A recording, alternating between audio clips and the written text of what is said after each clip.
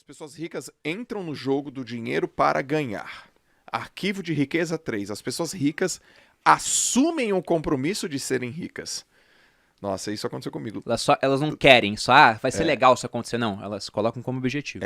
Isso sou eu, total.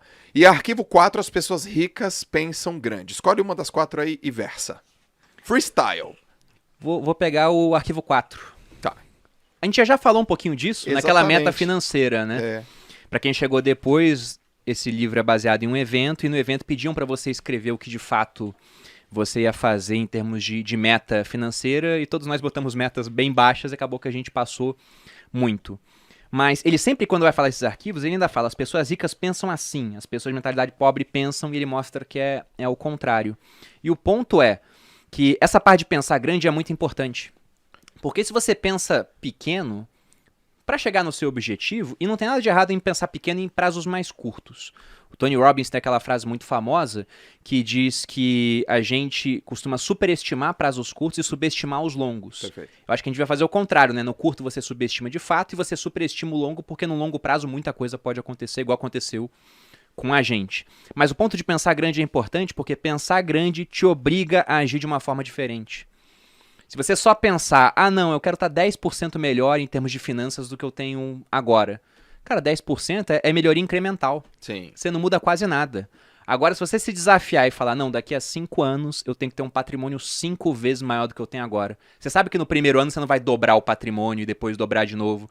Você vai saber que vai ser uma curva, mas você tem que fazer alguma coisa que vai te dar um baita resultado depois. Isso te obriga a agir de uma maneira que você nunca pensou em agir antes. Sim. Então esse é o ponto. Tem uma hora que ele fala, né? Tem que empreender, não tem que me livrar do meu contra-cheque estável. Ele fala que não precisa. Mas o único ruim de um contra-cheque estável é que isso coloca um teto para os seus rendimentos muitas vezes e te impede de fazer outras coisas. Então o ponto é, pense, né, grande, e como que você vai fazer para transformar esse teu pensamento grande em de fato em ações que vão gerar ótimos resultados. Pensar grande é fundamental. Até porque pensar, grande ou pequeno, o trabalho é o mesmo. A prática que vai ser diferente, mas só de pensar grande você já faz o exercício pensando em hipóteses que você nunca contemplaria se fosse pensar pequeno. Cara, Bruno, eu quero fazer até uma consideração também. A gente escuta assim, né? Sonhar grande e sonhar pequeno dá o mesmo trabalho. Mas pensar grande e pensar pequeno, você acha que dá o mesmo trabalho? Em termos de meta? Por exemplo, assim, você pensou grande para atingir 5 vezes o seu tamanho. Não, até vou falar diferente. Você pensou em crescer 5, pensou em crescer 1, dobrar. Dá o mesmo trabalho? Acho que sim, cara. É.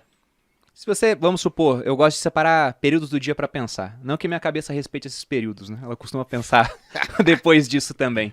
Porque eu sei que sonhar grande é porque sonhar e pensar tem uma diferença, né? Sonhar é mais um devaneio. Pensar é uma coisa mais direcionada, né? Concordo. Mas por que eu digo isso? A gente não controla tudo que a gente pensa, né? Exatamente. Eu tô lendo um Desaparece. pouquinho do Nietzsche, que talvez eu coloque no meu clube do livro lá.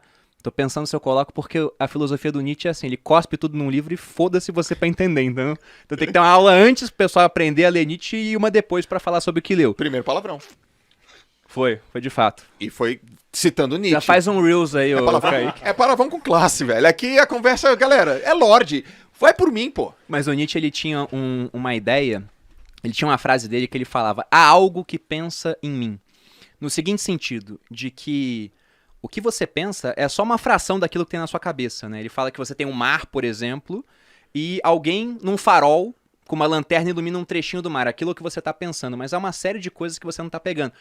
E ele ainda fala, quem é o cara que escolhe pra onde tá apontando o farol? Ele fala, não é a minha mente consciente, é, sei lá, o meu corpo que tá fazendo isso. Mas ele fala, você não tem controle sobre tudo que você pensa. E pra ele, inclusive, aquilo que você pensa é a parte menos importante do seu pensamento no final das contas. O que tá em volta que é muito mais importante. Mas, por que eu tô falando isso? A gente tá falando sobre pensar grande e pensar pequeno. Pensar grande e pensar pequeno.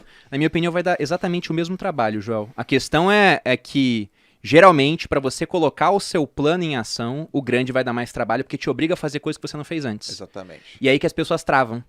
Porque fazer coisas que você não fez antes assustam. Você tem medo. E ele tem um arquivo de riqueza que fala disso, né? Que os ricos, as pessoas de mentalidade rica, agem apesar do medo, enquanto as pessoas de mentalidade pobre, elas ficam travadas pelo medo. Sim. E se você deixar que o medo te trave, você não faz nada diferente. Se você não faz nada diferente, você fica no mesmo local, apenas com melhoras incrementais. O que pra quem ganha muito bem, talvez seja interessante, mas pra quem tá na merda, tá endividado, precisa de renda nova, não tá satisfeito com o trabalho que tem, é a morte, pô. É. Então você tem que fazer coisas novas. E pensar grande vai te obrigar a fazer coisas novas. Cara, uma vez estava eu...